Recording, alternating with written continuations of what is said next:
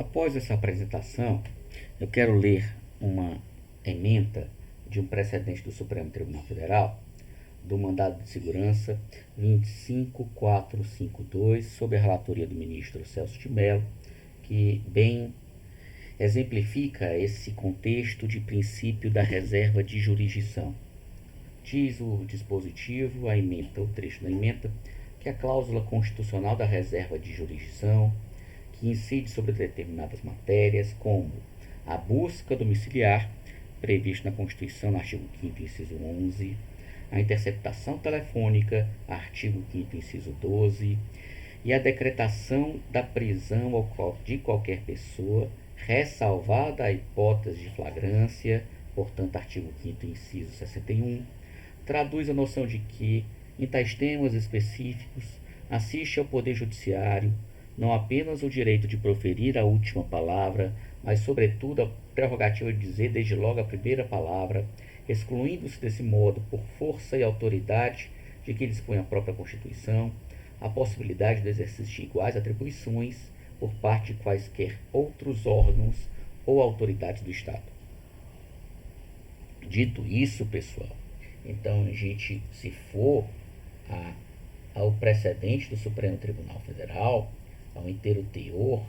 desse mandado de segurança 23452, emanado do Estado ou do Rio de Janeiro, nós temos uma verdadeira aula do Supremo Tribunal Federal, em que, nessa aula do ministro Celso de Mello, um acórdão de 77 páginas, o Supremo Tribunal Federal estabeleceu os limites das comissões parlamentares de inquérito, ou seja, o que elas podem fazer, o que elas não podem, e aquilo que é de exclusividade do exercício da jurisdição. Então, esse foi o leading case do Supremo Tribunal Federal, ou seja, um caso líder, que criou uma jurisprudência, um precedente para todos os casos congêneres, em que o Supremo Tribunal Federal, nesse caso, foi em um entendimento por unanimidade dos 11 ministros do Supremo Tribunal Federal. Daí eu quero que vocês percebam a importância disso, porque a gente vai analisar também, em outras ocasiões, quais são os poderes e limites de comissão parlamentar de inquérito, e isso em aula específica para esse fim. E aí, voltando também, a gente analisa agora a leitura e a dissecação do inciso 11 do artigo 5º da Constituição, que diz que a casa é asilo inviolável do indivíduo, então a regra geral é a inviolabilidade domiciliar, e o restante do inciso ele vai estabelecer justamente quais podem ser as restrições possíveis a essa inviolabilidade domiciliar. Ou seja, ninguém pode entrar na casa sem o consentimento do morador, salvo, ou seja, as exceções, flagrante delito, desastre, prestar socorro ou durante o dia por determinação judicial. Então, o inciso ele se divide nas hipóteses em que se admite licitamente a invasão de domicílio sem consentimento do morador. Quais são essas hipóteses? Crime em flagrância esteja ocorrendo nesse momento, ou hipótese de crime continuado, ou um desastre que esteja ocorrendo também no momento, aí também é irrelevante a anuência ou não do morador desse domicílio, ou para prestar socorro. Essas três hipóteses, elas são admissíveis em quaisquer horários do dia ou da noite. A autorização judicial, ela somente é permitida por decisão escrita, fundamentada, de juiz de direito, aí podendo ser qualquer membro do Poder Judiciário, em qualquer grau de jurisdição ou instância, a saber, juiz de primeiro grau, desembargador de um Tribunal de Justiça, Tribunal Regional Federal, ou ministro do Superior Tribunal de Justiça, ou ministro do Supremo Tribunal Federal. E, além disso, pessoal, o Supremo Tribunal Federal ele estabeleceu algumas balizas quanto à interpretação desse dispositivo, e eu quero que vocês anotem o precedente, que foi o RHC 90376, de lavra também no ministro Celso de Mello. O RHC significa um recurso em habeas corpus, em que eu vou ler somente o que interessa para a gente, que estabeleceu-se no Supremo que, para os fins da proteção jurídica, que se refere ao 5º 11 da Constituição, o conceito normativo de casa revela-se abrangente e, por estender-se a qualquer aposento de habitação coletiva, desde que ocupado, de acordo com a interpretação normativa do artigo 150 do Código Penal, parágrafo 4º, inciso 2, e compreende, observada essa específica limitação espacial, os quartos de hotel. Isso significa dizer, pessoal, que quando o dispositivo do inciso 11 ele fala da expressão casa, a expressão casa ela deve ser entendida, de acordo com a jurisprudência do Supremo e do STJ, como domicílio. Ou seja, aqui onde vocês estão vendo, aqui atrás, eu estou na minha casa, no meu apartamento. Então, é o meu domicílio residencial. Mas também se aplica para mim, enquanto profissional, o meu domicílio profissional que se encontra no meu escritório de advocacia.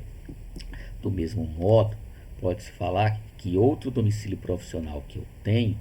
se encontra dentro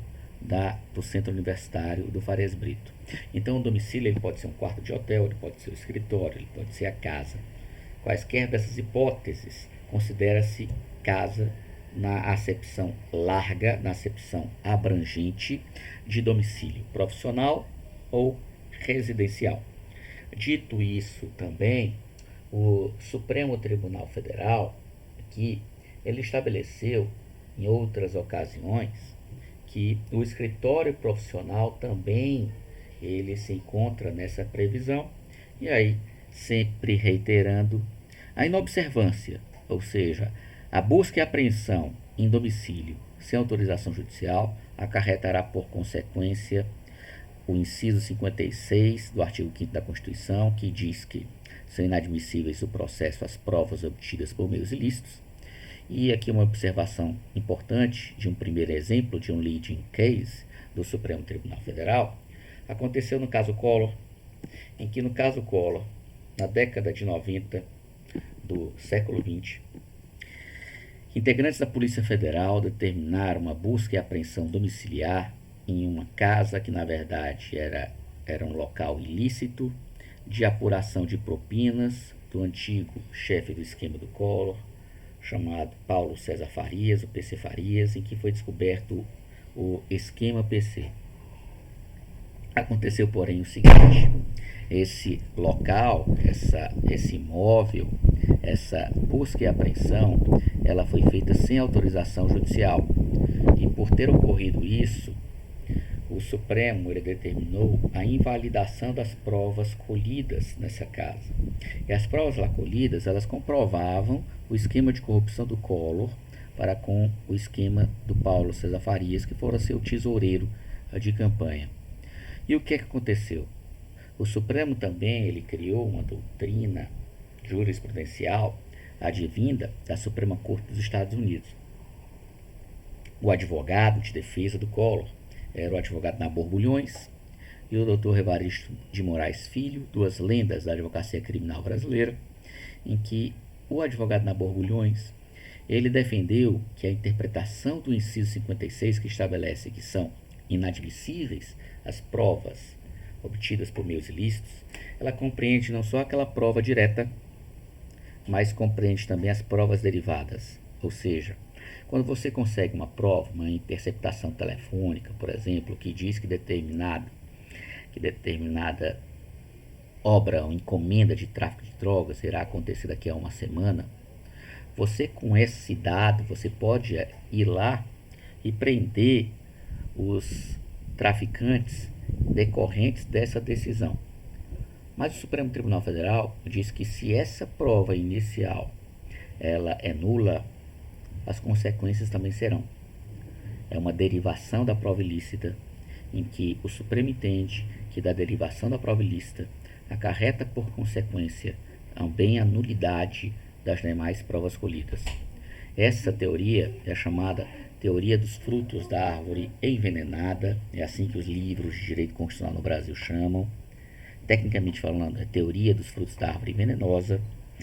ou chamado The Fruits of the Poisonous Tree. Em The Fruits of the Poisonous Tree, o Supremo Tribunal Federal, com esse entendimento, por um empate de votação, foi 4-4, entenderam que não poderia ser admitida essa prova derivada da ilícita, ela teria se contaminado de acordo com a doutrina original da Suprema Corte dos Estados Unidos, e dessa forma o Collor foi absolvido pelo princípio de indúbio pro réu. Expliquei aqui agora a conjugação, como vocês podem perceber, do inciso 11 e o inciso 56, ou seja, a consequência da nulidade das provas obtidas por meios ilícitos. Terminamos agora o nosso segundo encontro do bloco de constitucionalidade referente ao princípio da reserva de jurisdição.